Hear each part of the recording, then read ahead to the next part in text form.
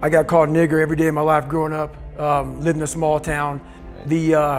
One of the high ups in the KKK, son, sat behind me in 2 classes, so he called me nigger all the time. Got my first car, they spray painted nigger, we're gonna kill you on it. And I was weighing like 297 pounds. So I was just an insecure, scared kid. But the best thing that happened to me, no one helped me. I had to figure out I wasn't gonna be a punk kid all my life. So the only way I could turn it around was to suffer. I had to build calluses in my brain the same way I built calluses on my hands. So I broke the Guinness Book of World Records for pull-ups a long time ago, but I failed at it twice. And I did 67,000 pull-ups in trying to break this record. So to do 4,030 pull-ups, I had to do 67,000 for training for that. Wow.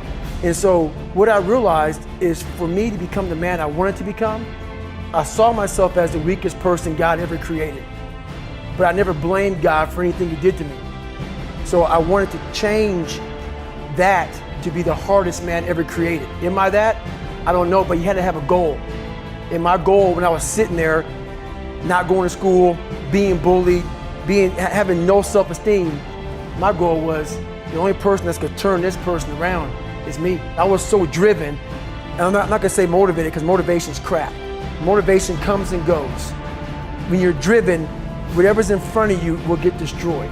We live in an external world. Everything is you gotta see it, touch it, it's external.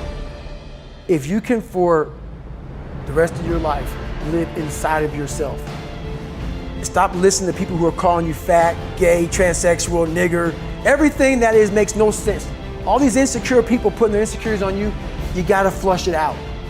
You gotta just be whoever the hell God or whoever the hell you believe in. If you believe in nothing but yourself, I don't care what it is.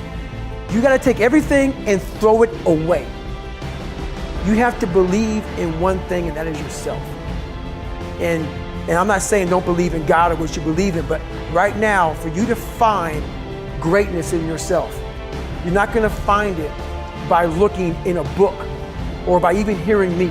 I may give you the spark, but you've got to go inside yourself to find it. How? That's the question. How are you gonna do that? Thicken your skin, become more of a human being. Don't be afraid of the reflection in the mirror, because that's all you can be afraid of. Once you overcome the reflection in the mirror, on the other side is greatness. That's what people understand. By me running, I am callous in my mind. I'm not training for a race. I'm training for life. I'm training for the time when I get that 2 o'clock in the morning call that my mom is dead or something happens tragic in life. I don't fall apart. I'm training my mind and my body and my spirit so it's all one, so I can handle what life is gonna throw at me. Because the life I've lived, it throws a whole bunch at you. And if you're not physically and mentally prepared for that, you're just gonna crumble and you're good for nobody. In times of suffering, what we do is we forget how hard we really are. Because that's what suffering is. Suffering is a test, that's all it is. Suffering is the true test of life. The beauty is remembering this young, dumb, what people call nigger, is now where I'm at today. And that is, when you finally get to that point for me, it's forever lasting peace. Greatness isn't running 200 miles at a time or doing 4,000 pull-ups or being a SEAL. Greatness is whatever the hell you dreamed of in your own mind. You gotta first see it. You gotta first create this vision in your mind. And then that's when I come into play. Once you create this vision in your mind, it's how am I gonna get there now? We are all great. No matter if you think you're dumb, no matter if you think you're fat, no matter if you are fat, no matter if you've been bullied, or no matter if you just got back from Iraq or Afghanistan and you have no legs or your arms or whatever, man, we all have greatness. You gotta find the courage. You gotta find the courage to put your Bose headphones on and silence the noise out of this world and to find it.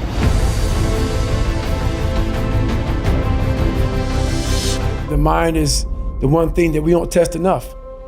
A lot of us are so afraid of that test, and that's the real test. That's where the real growth comes from, is the mind. I have all these scars on my brain from growing up, from being abused, from suffering through life, from having a learning disability, from stuttering, from having just a really bad childhood. And so all those memories, I had to cut open that scar and go into it. And that was a hard process for me to do. Not only was that a hard process for me to do, for me to have the courage to share that with people, because I'm the so-called toughest man on the planet. So they think. Tell us about some of the defining moments in your childhood that actually framed that experience to being a nightmare. Well, my dad was a person that, he was an alcoholic. He was really big on being a powerful man. And he had two different sides to him. No one knew anything about the inside of that house. The inside of that house was horrible. It was evil, like the evil monster came out to play. But once he left that house, he was the nicest person on the planet. So no one knew, who this guy was. So the scarring started happening inside the dungeon. And my dad didn't really believe in us going to school. He had a family business, and the family business was a skating rink and also a bar. So my dad owned, it was called the Vermilion Room was the bar, and the skating rink was called Skateland. So from the time I was able to walk, I was working that skating rink. And I worked it from like 9 o'clock at night until like 12 o'clock in the morning pretty much. That's what we did. I'm 4 years old, scraping gum off the skating rink floor, doing stuff like that, me and my brother and my mom. Once the skating rink was shut down, the bar would open up. The bar would be open from like midnight to like 4 o'clock in the morning, 3 o'clock in the morning. Once that closed down, we'd go upstairs and clean the bar. So by the time you work like this, I'm a young kid, it's time to go to school. So most time we didn't go to school. So we missed school a lot, but thank God for me, I didn't like school anyway. With a learning disability, with a stutter, I had white splotches all over my skin from being stressed out. Hair, patches of hair falling out at a young age. And once my dad got drunk, that's when the nightmare began. And he'd get drunk, he'd get violent, and we got beatings quite regularly. Probably at least once or twice a week. And the beatings weren't like, hey, I'm gonna give you a whipping because you did something wrong. It was like, hey, I don't feel good today. And you get beat for that. And my mom got a lot of the beatings, and it would just trickle down to me and my brother. So that foundation of life that I didn't have, that's how it started off for me. And it's progressively got worse. So when you have a horrible foundation, it's like building a house on a fucked up foundation. This is what you're gonna get. Any kind of earthquake or something happen, the house is gonna go down.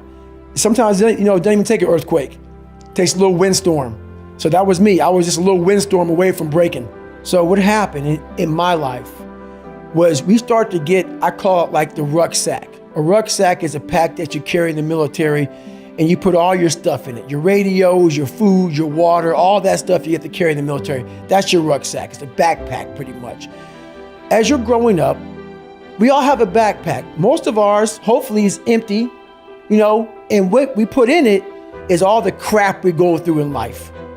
That's what is in the backpack for the civilians, and we carry it around with us. We have to break the barriers within our minds, within the world, and it starts with yourself.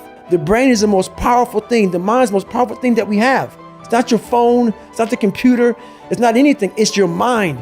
And if you can tap into that, you can come from the daggone roots of hell and become such a great seed, a powerful seed that can grow into some great daggone garden. You have to look at suffering as almost like I look at failure. To succeed, you must fail. In failure and in suffering, all the answers are in there. Go in there, go into the suffering, go into the pain of your life and say, why did this suck for me so bad? Why am I afraid of all this stuff? Why have I shut down the whole world? I guarantee I'll tell you why you shut down the whole world. It's in these nooks of the suffering within your brain, in the scarring, are all the answers to why you are on the couch feeling sorry for yourself. Don't just say, I'm afraid to jump off an airplane. What makes you afraid of it? Study it. That's why I studied my mind. Why I became so powerful in the mind is because I realized I was weak. So instead of running away from the mind, I dove into it and said, what is making me weak? Oh, this makes sense. I came from hell. I came from a place that beat me down to nothing. So systematically, one by one, I went back and met every single person in my mind, every situation. I went one-on-one with them again in my mind and said, okay, let's now revisit this. And that's how you do it. The brain protects you, but protects you so much, it doesn't allow growth. You find yourself when you're not comfortable. When you're not comfortable on a daily basis. And that's how I started to grow. Like I said about the mind, it wants to put you in that nice 72-degree temperature with everything right there. It wants to be in that nice with a little massage therapist. That's where your mind wants to be. It doesn't want to be, and we're going to talk about Hell Week. So it doesn't want to be in Hell Week. In Hell Week, I was in 3 of them. I finished 2 of them in 1 year. Only person to ever do that in SEAL history. There's been people who have gone through a couple of Hell Weeks, but in like 5 years, 6 years, 7 years, 8 years. I was in 3 in 1 year. They say it takes off 3 to 5 years of your life. So Hell Week is 130 hours of continuous training. You might get 2 hours of sleep. And what it does is, it's designed to break a man. If you only fix the surface, you will never get through Hell Week.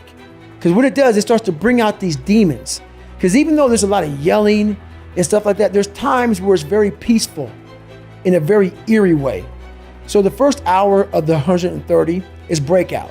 They're shooting guns, it's loud, it's noisy, your mind is in chaos. When your mind's in chaos, you can't think. So you're having fun. Yeah, this is great. Yeah, we're in Hell Week, we're Navy SEALs, or we're trying to be Navy SEALs, we're badasses. Then what they do, and I don't even think that they understand what they're doing, but I studied the mind. It's perfect, it's psychological warfare. They go from an hour, the first hour when you're going crazy, the second hour of the 130, they put you in the cold water. It's called surf torture. Now they don't call it surf torture because it's a kinder, gentler word. It's called surf acclimation or something like that. Whatever. Everybody's getting soft. So it's called surf torture for a good reason. They put you out there. No one's quit yet. It's only been an hour. Maybe a couple of guys have. And you're in the Pacific Ocean, which is never warm. You're all linked arms. You're sitting there and the waves are crashing over you. I went through winter Hell Weeks, which is cold. The Pacific Ocean is like 50 degrees. It was 49 this particular night in my 3rd Hell Week. And what it does is it makes your mind flip out. We've been doing this now for 3 weeks, being in this water. But for some reason now, the water is colder than it's ever been. It's not. Our minds are fragile. We can process a day. It's hard to process 130 hours. There's no end. There's no end. So the mind starts to ramp up. So you're sitting there, it's quiet, no one's yelling at you, you hear the ocean, and you're freezing. And your mind goes spastic, starts to think, I have another 129 hours. You're not going home, you're getting yelled at, you could be frozen. So you panic, you freak out, and you want to quit. What I realized about the mind is those people who can be in that time and embrace that time and be in that moment and not allow the mind to go to 129 hours on hour 1. It's the control that we don't have in our minds. It's the control that you had to have for 3 months when you're miserable, when you're suffering, when you're laying on the floor, when you're doing all the disciplines it takes to be a monk. You cannot think about the whole process. It will make you it will make you so insanely crazy. It's impossible. It's inhumane what I'm about to do to myself. You have to be able to break all these big, humongous, painful things in life down to the smallest molecule, because that's all the brain can handle. The brain can't handle hours and hours and hours of suffering, but it can handle right now. I'm in the Pacific Ocean and it's very cold, and this is what I'm doing. Every day I tell myself, I used to believe I was the weakest man that God ever created. So now I believe that I'm the hardest human being that God ever made. I don't care if it's true or not. It's the most important conversation to me. It's the thing that drives me every day. It's the one thing that keeps me going every day, is that you must constantly be that man that you want to be.